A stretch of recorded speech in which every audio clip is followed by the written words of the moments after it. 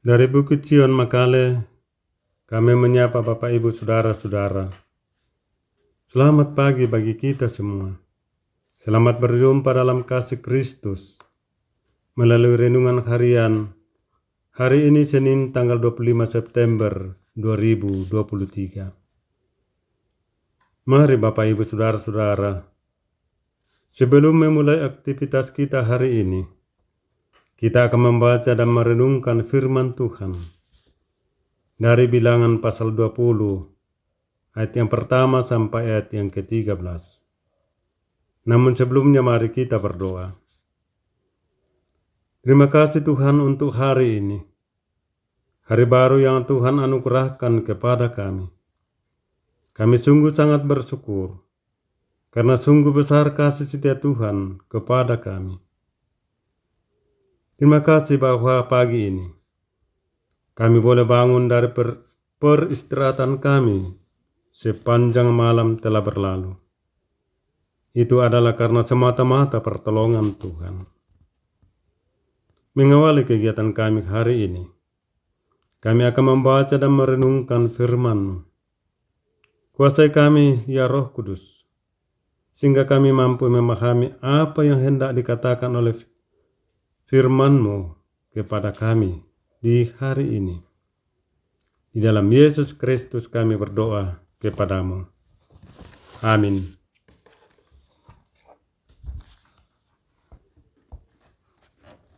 Bilangan pasal 20 ayat yang pertama sampai ayat yang ke-13. Bilangan pasal 20 ayat yang pertama sampai ayat yang ke-13. Firman Tuhan. Miriam mati. Kemudian sampailah orang Israel, yakni segenap umat itu, ke padang gurun Sin dalam bulan pertama, lalu tinggallah bangsa itu di Kades. Matilah Miriam di situ dan dikuburkan di situ. Pada suatu kali, ketika tidak ada air bagi umat itu, berkumpullah mereka mengerumuni Musa dan Harun, dan bertengkarlah bangsa itu dengan Musa, katanya, sekiranya kami mati binasa pada waktu saudara-saudara kami mati binasa di hadapan Tuhan, mengapa kamu membawa jemaat Tuhan ke padang gurun ini, supaya kami dan ternak kami mati di situ?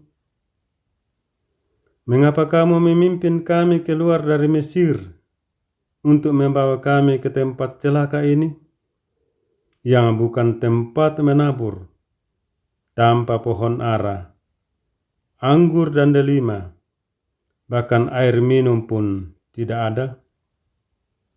Maka pergilah Musa dan Harun dari umat itu ke pintu kemah pertemuan, lalu sujud. Kemudian tampaklah kemuliaan Tuhan kepada mereka. Tuhan berfirman kepada Musa, ambillah tongkatmu itu dan engkau dan Harun kakakmu harus menyuruh umat itu berkumpul. Katakanlah di depan mata mereka kepada bukit batu itu, supaya diberi airnya. Demikianlah engkau mengeluarkan air dari bukit batu itu bagi mereka dan memberi minuman umat itu serta ternaknya. Lalu Musa mengambil tongkat itu dari hadapan Tuhan, seperti yang diperintahkannya kepadanya. Ketika Musa dan Harun telah mengumpulkan jemaat itu di depan bukit batu itu, berkatalah ia kepada mereka, dengarlah kepadaku, hai orang-orang durhaka. Apakah kami harus mengeluarkan air bagimu dari bukit batu ini? Sesudah itu Musa mengangkat tangannya, lalu memukul bukit batu itu dengan tongkatnya 2 kali. Maka keluarlah banyak air, sehingga umat itu dan ternak mereka dapat minum.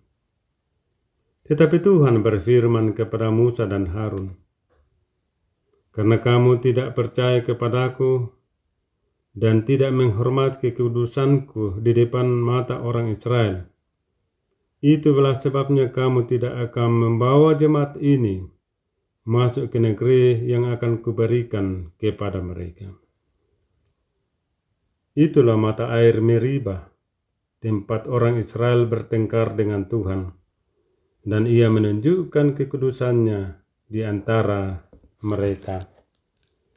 Demikianlah firman Tuhan. Amin. Judul renungan kita hari ini, melanggar perintah.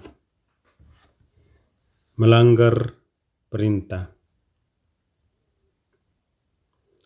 Melanggar perintah berarti tidak taat pada perintah,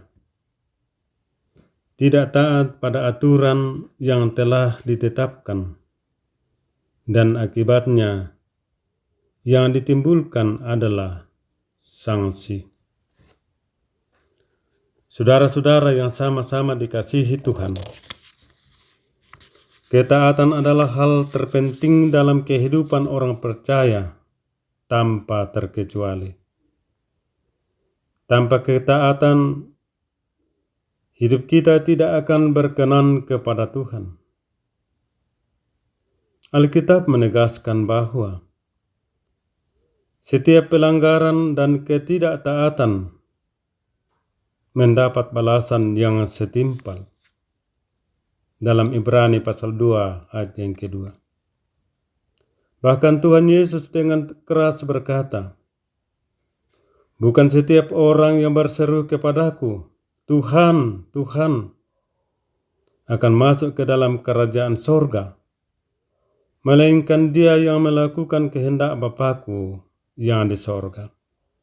Matius pasal 7 ayat 21. Hal ini menunjukkan bahwa kekristenan tanpa ketaatan adalah sia-sia dan selalu ada dampak atau konsekuensi dari setiap ketidaktaatan kita kepada Tuhan. Bagaimanapun, Musa adalah seorang manusia biasa yang punya kelemahan dan kekurangan. Ketika terus-menerus diserang dengan omelan dan selalu dipersalahkan oleh bangsa Israel, Musa pun tidak tahan. Namun Musa mengambil sikap yang benar, yaitu datang kepada Tuhan dan berdoa. Maka Tuhan pun memberikan perintah kepada Musa dan Harun. "Katakanlah di depan mata mereka kepada bukit batu itu, supaya diberi airnya. Demikianlah engkau mengeluarkan air dari bukit batu itu bagi mereka dan memberi minuman umat itu serta ternaknya." Saudara-saudara, perintah Tuhan adalah untuk ditaati, bukan untuk dilanggar. Karena itu kita harus belajar untuk mendengarnya dengan baik, supaya kita mengerti maksud Tuhan dan kita tidak salah melakukannya. Tuhan memerintahkan Musa untuk berkata-kata kepada bukit batu itu, tetapi Musa malah memukul bukit batu itu sebanyak 2 kali. Memang air tetap keluar dari bukit batu itu, namun jelas bahwa Musa tidak melakukan sesuai dengan kehendak Tuhan. Itulah ketidaktaatan, dan ini adalah sebuah kegagalan. Saudara-saudara yang sama-sama dikasihi Tuhan, kegagalan bukan hanya terjadi pada saat apa yang kita kerjakan atau apa yang kita usahakan itu tidak membuahkan hasil. Justru kegagalan kita adalah pada waktu kita tidak melakukan apa yang menjadi perintah Tuhan, namun lebih memilih untuk melakukan sesuatu sesuai dengan selera atau keinginan kita sendiri. Saudara-saudara, berada dalam situasi yang penuh tekanan tentulah bukan hal yang mudah bagi setiap orang. Kekeruhan pikiran serta emosi yang tidak stabil cenderung mendorong seseorang untuk bertindak secara gegabah. Akibatnya ialah konsekuensi yang fatal harus dihadapi akibat kesalahan kecil yang diperbuatnya. Musa pun mengalami hal yang demikian. Musa menghadapi bangsa Israel yang terus bersungut-sungut, sehingga membuat Musa tidak mengendalikan emosinya dengan baik. Ia menjadi marah dan melakukan hal yang tidak berkenan di hadapan Allah. Akibatnya ialah ia tidak masuk ke negeri yang telah dijanjikan Allah tersebut karena tidak menghormati kekudusan Allah. Saudara-saudara yang sama-sama dikasihi Tuhan, sekecil apapun yang kita lakukan yang tidak berkenan kepada Allah, itu adalah melanggar perintah Tuhan. Namun sebagai anak Tuhan, kita pun tidak kebal dari situasi serupa. Hadirnya berbagai tantangan, pergumulan, persoalan, dan musibah dalam kehidupan kita. Kita sulit bertahan dalam menjaga kekudusan hidup kita. Karena itu, saudara-saudara, kiranya firman Tuhan ini mengingatkan kita untuk terus menghormati Allah dan percaya akan kekuasaannya. Dialah Allah yang telah memimpin kehidupan kita sejauh ini dan akan menyertai kita hari ini dan hari-hari yang akan datang. Amin. Mari kita berdoa. Tuhan, kembali kami menaikkan pujian dan syukur kepadamu untuk waktu yang indah yang Engkau nyatakan kepada kami, untuk memuji dan membesarkan Engkau. Dan lebih itu, di dalamnya kami boleh merenungkan firman. Kiranya firman-Mu hari ini menjadi pedoman dalam kehidupan yang Tuhan anugerahkan kepada kami. Tuhan, kepada-Mu kami menyerahkan seluruh keberadaan hidup kami. Di dalam tugas dan pekerjaan kami, dalam pelayanan kami, sungguh di dalamnya kami akan menghadapi tantangan dan rintangan.